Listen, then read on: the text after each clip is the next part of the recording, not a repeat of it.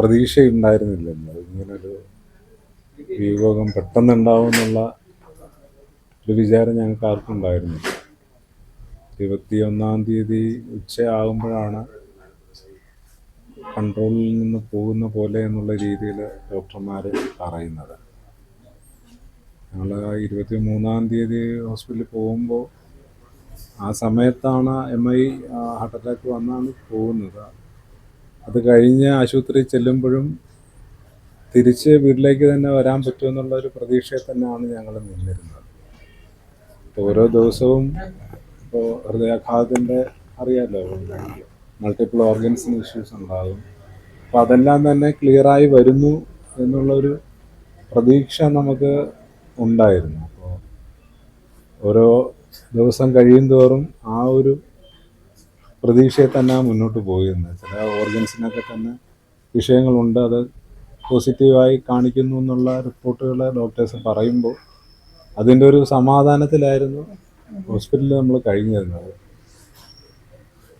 Last day ആണ്, ഉച്ചയാകുമ്പോൾ വിഷയങ്ങളാണ് കൺട്രോളിൽ നിൽക്കുന്നില്ല എന്ന ഒരവസ്ഥ വരുന്നത്.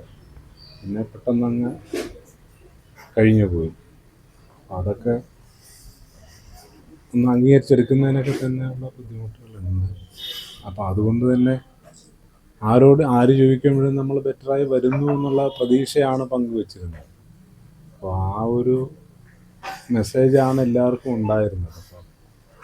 അപ്പോൾ ഹോസ്പിറ്റലിലെ പാർട്ടി നേതാക്കന്മാരും